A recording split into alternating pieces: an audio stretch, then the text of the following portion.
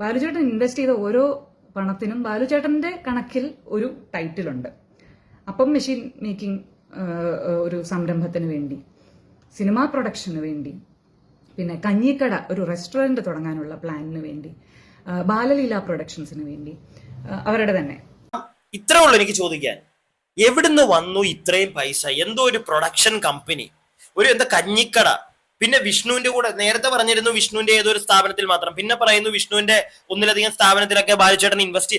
എവിടുന്ന് ഇത്രയും പൈസ ബാലഭാസ്കർ എന്ന് പറയുന്ന വയലിനിസ്റ്റിന്റെ കയ്യിൽ വന്നു? ബാലഭാസ്കറിന്റെ മരണവുമായി ബന്ധപ്പെട്ട് ബാലഭാസ്കറിന്റെ കസിൻ പ്രിയ വേണുഗോപാൽ അവരുടെ ഫേസ്ബുക്ക് ആൻഡ് യൂട്യൂബ് ചാനൽ വഴി ഈ കഴിഞ്ഞ ദിവസം തൊട്ട് ഈ ഒരു കേസുമായി ബന്ധപ്പെട്ട കുറെ കാര്യങ്ങൾ അവർ വന്നിരുന്ന് സംസാരിക്കുന്നുണ്ടായിരുന്നു. അപ്പൊ ഈ കഴിഞ്ഞ ദിവസം അവരിട്ട വീഡിയോ ഒക്കെ എടുത്ത് നമ്മൾ റിയാക്ട് ചെയ്തിട്ടുണ്ടായിരുന്നു. ഇന്നലെ അവര് ഒരു വീഡിയോ അവരുടെ ഫേസ്ബുക്കിലും യൂട്യൂബിലും ആയിട്ട് ഇട്ടിട്ടുണ്ട്. ഏകദേശം ഒരു 40 മിനിറ്റ് ദൈർഘ്യമുള്ള ഒരു വീഡിയോ ആണ്. ഒറ്റയടിക്ക് ആ ഒരു വീഡിയോ ഞാൻ മൊത്തത്തിലെടുത്ത് റിയാക്ട് ചെയ്യാൻ പോയി കഴിഞ്ഞാൽ 1.5-2 മണിക്കൂറോളം വരും. നിങ്ങൾക്കും ബോറടിക്കും, എനിക്കും ബോറടിക്കും. ഞാൻ എന്തൊക്കെ പറഞ്ഞു കൂട്ടുമെന്ന് എനിക്ക് തന്നെ അറിയില്ല. അതുകൊണ്ട് തന്നെ ഞാൻ ആദ്യത്തെ ഒരു 15 മിനിറ്റ് കണ്ടിട്ട് അതിനകത്തുനിന്ന് ഒരു കുറച്ചൊരു 4 മിനിറ്റിന്റെ വീഡിയോ ക്ലിപ്പ് എടുത്തിട്ടുണ്ട്. ഫസ്റ്റ് നമുക്ക് അത് റിയാക്ട് ചെയ്യാം.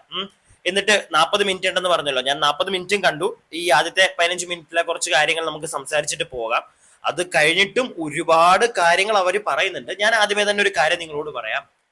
ഈ കേസ് എങ്ങും എത്താൻ പോകുന്നില്ല. എൻ്റെ ഒരു പെർസ്പെക്റ്റീവില് എനിക്ക് നോക്കിയിട്ട് എനിക്ക് മനസ്സിലായ ഒരു കാര്യം ഇതേ ഉള്ളൂ. ഈ കേസ് എങ്ങും എത്താൻ പോകുന്നില്ല. ഇതൊരിക്കലും തെളിയാതെ പോകുന്ന ഒരുപാട് കേസുകൾ നമ്മുടെ നാട്ടിൽ ഉണ്ടായിട്ടുണ്ട്. അങ്ങനെ ഒരിക്കലും തെളിയാതെ പോകുന്ന ഒരു കേസായി മാറാനുള്ള എല്ലാ സാധ്യതകളും ഈ ഒരു ബാലഭാസ്കറിന്റെ കേസിനെ എനിക്ക് അങ്ങനെയാണ് തോന്നുന്നത്. ഈ ഒരു കേസിലും കാരണം വമ്പന്മാരാണ് ഈ കേസിന്റെ പുറകിലുള്ളത്, വമ്പന്മാർ. ഇതിന്റെ തുടർ വീഡിയോകൾ, അതായത് ഇപ്പൊ ഞാൻ ഈ ചെറിയ വീഡിയോ ആയിട്ട് ഒതുക്കുകയാണ്. അത് കഴിഞ്ഞിട്ടും ഈ ഒരു ടോപ്പിക്കുമായിട്ട് ബന്ധപ്പെട്ട് പ്രത്യേകിച്ച് ഞാൻ പറഞ്ഞല്ലോ പ്രിയയുടെ ഈ ഒരു വീഡിയോ ക്ലിപ്പ് 40 മിനിറ്റുള്ള ക്ലിപ്പിന്റെ ബാക്കി പോർഷൻസും ഞാൻ എടുത്ത് റിയാക്ട് ചെയ്ത് മറ്റേ കുത്തി തുറന്ന് കഥകൾ പറയണമെങ്കിൽ നിങ്ങൾ താഴെ കമന്റ് ചെയ്യുക. എങ്ങനെയെങ്കിൽ മാത്രമേ ഞാനിത് ചെയ്യുന്നുള്ളൂ. അല്ലെങ്കിൽ എനിക്കും വലിയ താല്പര്യമില്ല. കാരണം ലൈക്ക് മനസ്സിലായി തുടങ്ങി ഇത് എങ്ങോട്ടേക്കാണ് ഇതിന്റെ ഒരു രീതി, ഇതിന്റെ ഒരു കിടപ്പ് എങ്ങനെയാണ് ഈ ഒരു കഥയുടെ എന്ന് എനിക്ക് മനസ്സിലായി തുടങ്ങിയിട്ടുണ്ട്. പേഴ്സ്പെക്റ്റീവ്സ് പല പല പല രീതിയിൽ നമ്മൾ ഈ ഒരു സ്റ്റോറിയിൽ ചിന്തിക്കേണ്ട ഒരു കാര്യം തന്നെ ഉണ്ട്. കാരണം പ്രിയ ഇപ്പൊ പറയുന്ന കേട്ടപ്പോഴത്തേക്ക് ലൈക്ക് എനിക്ക് പേഴ്സണലി ഫീൽ ചെയ്തത് പ്രിയയുടെ ബന്ധുവായിട്ടുള്ള ബാലഭാസ്കറിനെ കുറച്ചും കൂടെ ഒരു നല്ല മനുഷ്യനായി ചിത്രീകരിച്ച് അല്ലെങ്കിൽ അങ്ങനെ ഒതുക്കാൻ ശ്രമിക്കുന്നു. എന്നാൽ പ്രിയ പറഞ്ഞു പോകുന്നതിനകത്ത് എനിക്ക് മനസ്സിലായത് ഈ ബാലഭാസ്കറിന്റെ കൂടെയുള്ള ആളുകൾ എന്ന് പറയുന്ന കുറെ സ്വർണ്ണക്കള്ളക്കടത്ത് ടീമുകളുള്ള ആളുകൾ ഇവരുടെ കൂട്ടത്തിലുള്ള അല്ലെങ്കിൽ ഇവരുടെ കൂട്ടുകാരനായതുകൊണ്ട് തന്നെ ബാലഭാസ്കറും ഇതിൽ ഇൻവോൾവ് ആണ് എന്നാണ് പ്രിയ പറയുന്നതിനകത്തൊന്നും എനിക്ക് മനസ്സിലാക്കാൻ സാധിച്ചത്. ഇതിനകത്ത് ബാലഭാസ്കറും ഒരു കണ്ണിയാണ്. അതിനുള്ള എക്സാക്ട് റീസൺസ് ഞാൻ ഈ ഒരു ക്ലിപ്പിൽ നിന്ന് മനസ്സിലാക്കിയിട്ടുണ്ട്. ഞാൻ നിങ്ങൾക്ക് പറഞ്ഞു തരാം. എന്തായാലും ഈ ഒരു ക്ലിപ്പ് നമുക്ക് കണ്ടു തുടങ്ങാം. അതിനു മുമ്പായിട്ട് നിങ്ങൾക്ക് എന്റെ വീഡിയോ ഒക്കെ ഇഷ്ടപ്പെടുന്നുണ്ടെങ്കിൽ ഒന്ന് ലൈക്ക് ചെയ്യുക ഈ വീഡിയോയിൽ. അതേപോലെ തന്നെ സബ്സ്ക്രൈബ് ചെയ്യാതെ വീഡിയോ കാണുന്നവർ സബ്സ്ക്രൈബ് ചെയ്യുക. നിങ്ങളുടെ അഭിപ്രായങ്ങൾ താഴെ കമന്റ് ബോക്സിൽ രേഖപ്പെടുത്താൻ ഒരു കാരണവശാലും മറക്കരുത്. നിങ്ങളുടെ അഭിപ്രായങ്ങളും കൂടെ കേട്ട് കഴിഞ്ഞാൽ എനിക്കിനി അടുത്ത വീഡിയോ വരുമ്പോഴത്തേക്ക് അല്ലെങ്കിൽ അടുത്ത ഈ ഒരു വിഷയമായിട്ട് വീഡിയോ ചെയ്യുമ്പോഴത്തേക്ക് അതും കൂടെയൊക്കെ ഒന്ന് കണക്ട് ചെയ്ത് സംസാരിക്കാൻ പറ്റുള്ളൂ. അതുകൊണ്ടാണ്. പിന്നെ ഞാൻ ഇപ്പൊ കാണിക്കാൻ പോകുന്ന ഈ ഒരു വീഡിയോ ക്ലിപ്പിൽ ബാലഭാസ്കറിന്റെ കൂടെ ഉണ്ടായിരുന്ന വിഷ്ണു എന്ന് പറയുന്ന വ്യക്തിയെ പറ്റിയാണ് പ്രിയ ഇവിടെ സംസാരിക്കുന്നത്. കാരണം വിഷ്ണുവിനെ പറ്റിയുള്ള കാര്യങ്ങൾ ഇന്ന് ഞാൻ പറയാം. വിഷ്ണുവിന് പലതരത്തിലുള്ള കമ്പനികളുണ്ട്. ചിലത് പേപ്പർ കമ്പനികളാണ് എന്നാണ് ഞാൻ മനസ്സിലാക്കിയത്. പേപ്പർ കമ്പനി എന്നൊക്കെ പറഞ്ഞാൽ മലയാളികൾക്ക് ഇന്ന് വളരെ എളുപ്പത്തിൽ മനസ്സിലാക്കാൻ കഴിയുമെന്നാണ് ഞാൻ വിചാരിക്കുന്നത്. കാരണം ഗോൾഡ് സ്മഗ്ലിംഗ് കേസും മറ്റുള്ള വലിയ വലിയ ഗോൾഡ് സ്മഗ്ലിംഗ് കേസുകളൊക്കെ വന്ന സമയത്ത് നമ്മൾ അറിഞ്ഞതാണ് പല പല പല കമ്പനികൾ ഓരോരുത്തർക്കുമുണ്ട്. അതിലൊന്നും യാതൊരു ആക്ടിവിറ്റീസും ഇല്ല. കള്ളപ്പണം വെളുപ്പിക്കൽ പോലെയുള്ള കാര്യങ്ങൾക്കായിട്ട് അല്ലെങ്കിൽ ഒരു രജിസ്ട്രേഷൻ, ഒരു അഡ്രസ്സ് എന്നുള്ളതൊക്കെ മെയിൻറ്റെയിൻ ചെയ്യാനായിട്ട്, ചില അക്കൗണ്ടുകൾ മെയിൻറ്റെയിൻ ചെയ്യാനായിട്ട് ഒക്കെ നടത്തി വരുന്ന ഒരു സംഭവമാണ്. അങ്ങനെ വിഷ്ണുവിന്റെ പേരിലായി പല പല കമ്പനികളുണ്ട്. അതിൽ വിഷ്ണു തന്നെ സമ്മതിക്കുന്ന ഒരു കാര്യം എന്ന് പറയുന്നത് ഫുഡ് ഓട്ടോമേഷൻ ഒരു കമ്പനിയുണ്ട്, ക്യൂലിനോ എന്ന പേരിൽ ഒരു കമ്പനിയുണ്ട്. അതിൽ ബാലുചേട്ടൻ ഇൻവെസ്റ്റ് ചെയ്തിട്ടുണ്ട്. ആ ഇൻവെസ്റ്റ്മെന്റിന്റെ കാര്യമാണ് നമ്മൾ ഈ പറയുന്നത്. ഓക്കെ, ബാക്കി കേൾക്കാം. അതിനു മുമ്പ് ഈ പേപ്പർ കമ്പനി എന്ന് പറഞ്ഞു കഴിഞ്ഞാൽ നിങ്ങൾക്ക് അറിയാമായിരിക്കുമല്ലോ അല്ലെ. ഞാൻ ഇവിടെ ഒന്നും അങ്ങനെയുള്ള കമ്പനികളുണ്ടോ എന്ന് എനിക്ക് അറിയില്ല.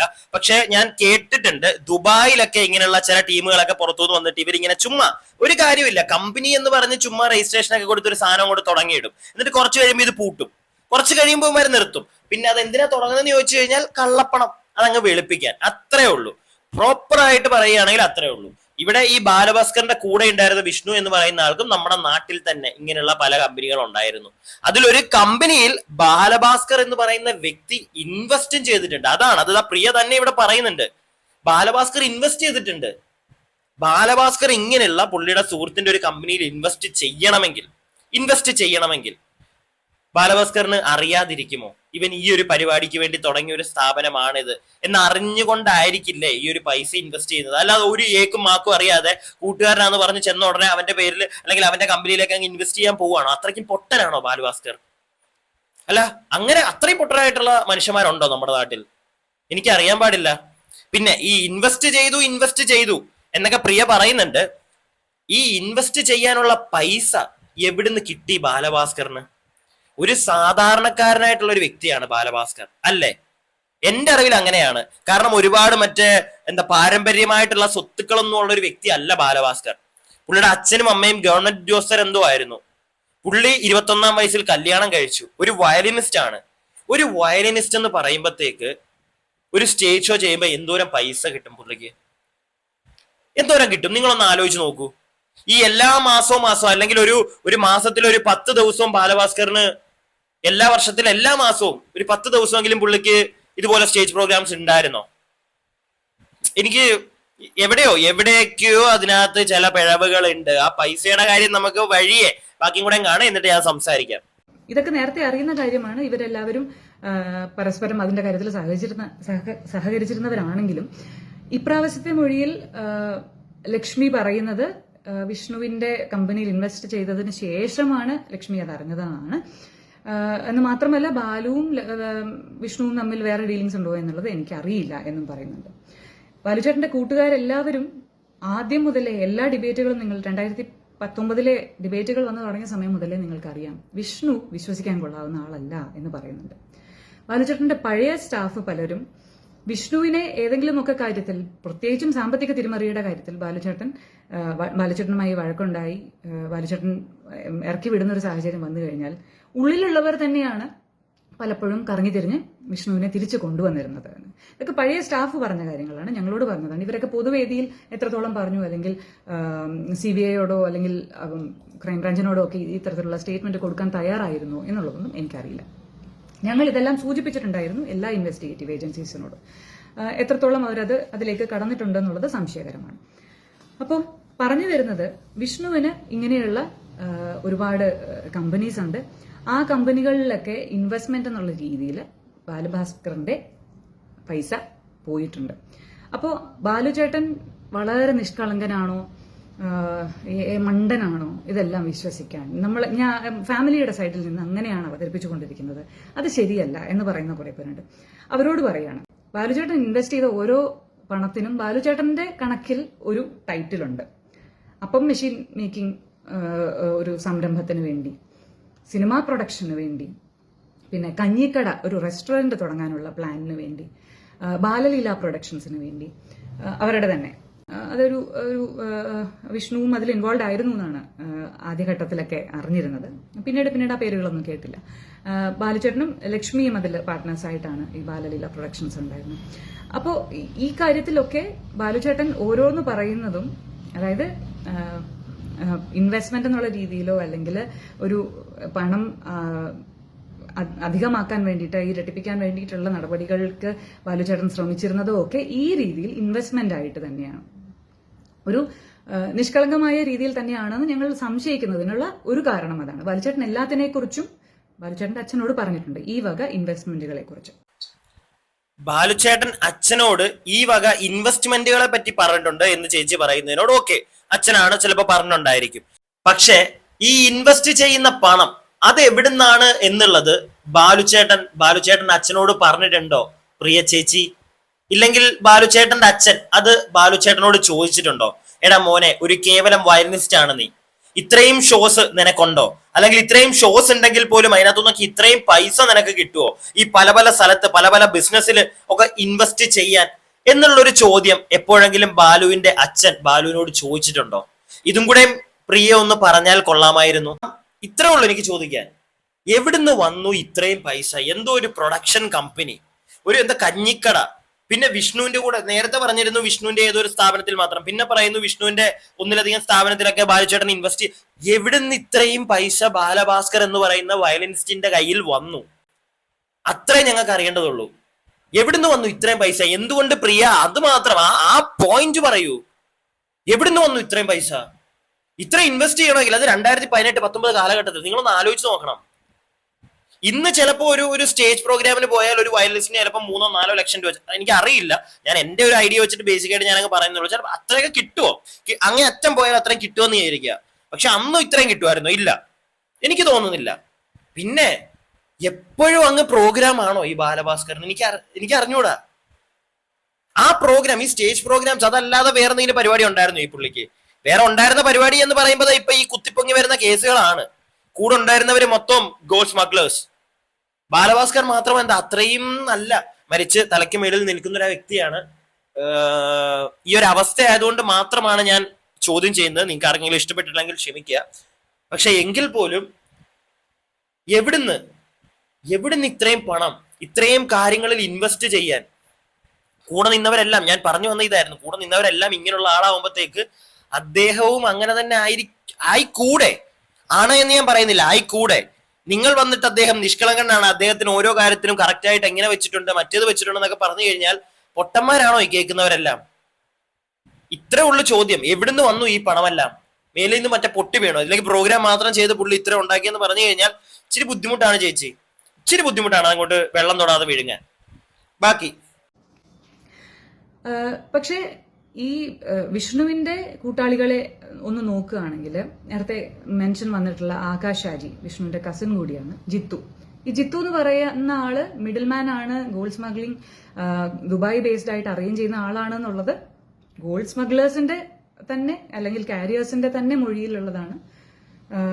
ഞാൻ പറഞ്ഞിരുന്നു, ബാലുചേട്ടന്റെ ചുറ്റും അയാളെ ആദ്യമായി കാണുന്നത് ആ പ്രളയത്തിന്റെ ആ ഒരു വീഡിയോയിലാണ്. അപ്പോൾ ഈ പറഞ്ഞതുപോലെ എവിടെയാണോ ഒരു സാഹചര്യം, എന്തെങ്കിലും ചെയ്യാൻ കഴിയുന്ന അല്ലെങ്കിൽ മുതലാക്കാൻ കഴിയുന്ന ഒരു സാഹചര്യം, അവിടെയൊക്കെ ആകാശ് ഷാജി എന്നൊരു പേര് നമ്മൾ എടുത്ത് കേട്ടിട്ടുണ്ട്. ജിത്തു എന്ന മിഡിൽമാന്റെ പേര് നമ്മൾ കേട്ടിട്ടുണ്ട്.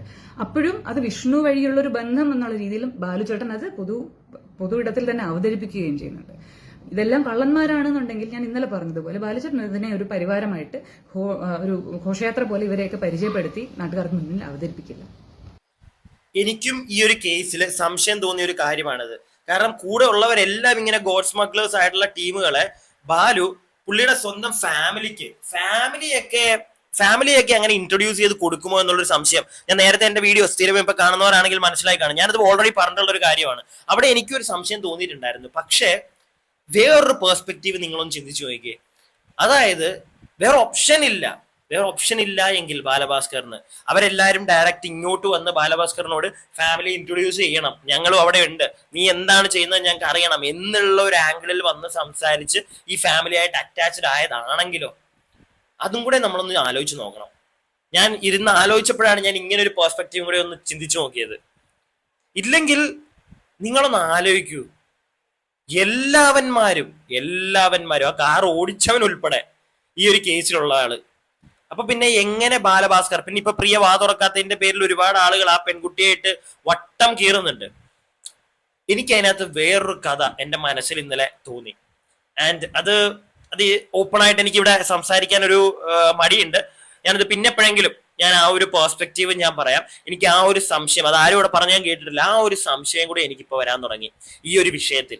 അത് ചിലപ്പോൾ വരും ദിവസങ്ങളിൽ, അല്ലെങ്കിൽ ഇതിന്റെ ഞാൻ പറഞ്ഞല്ലോ ഇത് ആദ്യത്തെ ഒരു 15 മിനിറ്റിന്റെ ഞാൻ എടുത്തിട്ടുള്ളൂ. ഇനി അങ്ങോട്ട് പോകുന്തോറും എനിക്ക് തോന്നുന്നു ഒരു LIC പോളിസിയുടെ കാര്യം, അങ്ങനെ ഒരുപാട് കാര്യങ്ങൾ പ്രിയ പറയുന്നുണ്ട്. നമുക്ക് ഒരു വീഡിയോയിൽ തീരില്ല. അതാ ഞാൻ പറഞ്ഞ തുടർന്ന് ഞാൻ ചെയ്യാം. നിങ്ങളുടെ അഭിപ്രായം കൂടെ കേട്ടതിന് ശേഷം നിങ്ങൾ പറയൂ. കാരണം it's not a small thing. ഇത് ഞാൻ പറഞ്ഞല്ലോ, ആദ്യമേ പറഞ്ഞാണ്, ഇത് തെളിയിക്കപ്പെടാതെ പോകും. അതെ, കാരണം വമ്പന്മാരാണ് ഇതിന്റെ പുറകിൽ കളിക്കുന്നത്. അപ്പൊ പിന്നെ എങ്ങനെ ഇത് തെളിയിക്കപ്പെടും? പ്രിയ പറഞ്ഞതുപോലെ തന്നെ അല്ല, പ്രിയ എന്ന് നമ്മുടെ ലക്ഷ്മിക്ക് ഒന്നും അറിഞ്ഞില്ല എന്ന് പറഞ്ഞ് മാറിയത് ചിലപ്പോ, ജസ്റ്റ് ഒരു ക്ലൂ തരാം ഞാൻ നിങ്ങൾക്ക്, ചിലപ്പോ ഈ ബാലഭാസ്കറിന്റെ കൂടെ നിൽക്കുന്ന ആരെങ്കിലും വേറെ രീതിയിൽ ചിലപ്പോ ലക്ഷ്മിയെ ഭീഷണിപ്പെടുത്തിയിട്ടുണ്ടെങ്കിലോ? ഏത് രീതിയാണെന്ന് ഞാൻ ഇവിടെ പറയുന്നില്ല. നിങ്ങളൊന്ന് ആലോചിച്ച് നോക്കൂ. ഇത് മാൻ ഈ അടുത്തെങ്ങും എൻ്റെ അറിവിൽ ഇത്രയും കോൺട്രവേഴ്സി അല്ലെങ്കിൽ ഇത്രയും എന്താണ് തെളിയിക്കപ്പെടാൻ പറ്റാതെ പോകുന്ന ഒരു കേസ് ഈ അടുത്തെങ്ങും ഉണ്ടായിട്ടുണ്ടെന്ന് എനിക്ക് തോന്നുന്നില്ല. തെളിയിക്കപ്പെടാൻ പറ്റാതെ പോവാന്ന് പറഞ്ഞു കഴിഞ്ഞാൽ പുഷ്പം പോലെ തെളിയിക്കാം, പക്ഷെ പ്രശ്നം എന്താണെന്ന് വെച്ച് കഴിഞ്ഞാൽ വമ്പന്മാരായിരിക്കും പുറകിൽ. അതുകൊണ്ടല്ലേ CBI പോലും ഒന്ന് മാറി നിൽക്കുന്നത് പകച്ച്. എന്തായാലും ഞാൻ പറഞ്ഞതിനോടൊക്കെ യോജിക്കാൻ പറ്റുന്നുണ്ടെങ്കിൽ ലൈക്ക് ചെയ്യുക, സബ്സ്ക്രൈബ് ചെയ്യാതെ കാണുന്നവർ സബ്സ്ക്രൈബ് ചെയ്യുക, നിങ്ങളുടെ അഭിപ്രായങ്ങൾ താഴെ കമന്റ് ബോക്സിൽ പറയുക. അതുപോലെ തന്നെ ബാക്കി ഈ ഒരു വീഡിയോയുടെ ബാക്കി ഞാൻ റിയാക്ട് ചെയ്യണം എന്ന് നിങ്ങൾക്ക് തോന്നുന്നുണ്ടെങ്കിൽ നിങ്ങൾ പറയുക, അതനുസരിച്ച് ഞാൻ ചെയ്യുന്നുള്ളൂ. ഇല്ലെങ്കിൽ ഞാൻ അടുത്ത കണ്ടന്റ് കൊണ്ടുവരും. ഇല്ലെങ്കിൽ ഈ ഒരു വീഡിയോയുടെ തന്നെ ഞാൻ പറഞ്ഞില്ല, പ്രിയ ഈ പറയുന്നത് തന്നെ അല്ല, വേറെ ഏതെങ്കിലും നമുക്ക് തെളിവുകൾ കിട്ടുകയാണെങ്കിൽ അത് വെച്ച് ഞാൻ ചെയ്യാം. കാരണം ഈ ഒരു വീഡിയോയിൽ പക്ഷെ ഒരുപാട് കാര്യങ്ങൾ പ്രിയ പറയുന്നുണ്ട്. ഞാനത് കേട്ടപ്പോൾ ലിറ്ററലി ഞെട്ടിപ്പോയി. എന്തായാലും നിങ്ങളുടെ അഭിപ്രായങ്ങൾ പറയുക. അടുത്ത വീഡിയോ ആയിട്ട് കാണാം.